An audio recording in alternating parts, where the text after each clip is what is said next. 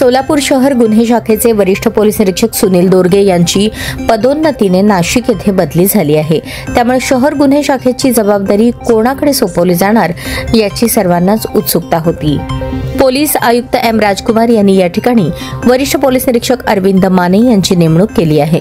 सहाय्यक पोलीस आयुक्ताची पदोन्नती नाकारणारे अरविंद माने यापूर्वी फौजदार चावडी पोलीस ठाण्याची जबाबदारी सांभाळत होते।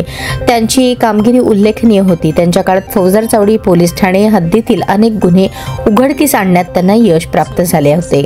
हद्दीत कायदा सुव्यवस्था राखण्यात अरविंद माने यांचा हातखंडा होता, परंतु गृह विभागाच्या आदेशामुळे पदोन्नती नाकारल्याने त्यांची काही दिवसांपूर्वी मुख्यालयात बदली करण्यात आली होती।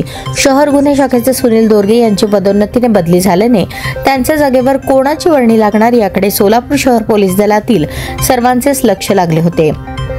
प्रत्येक इच्छुकांनी त्यांच्या परीने प्रयत्न केले, पण वरिष्ठ पोलीस निरीक्षक अरविंद माने यांच्याकडे सोलापूर शहर गुन्हे शाखेची जबाबदारी सोपवण्याचा निर्णय पोलीस आयुक्तांनी घेतला।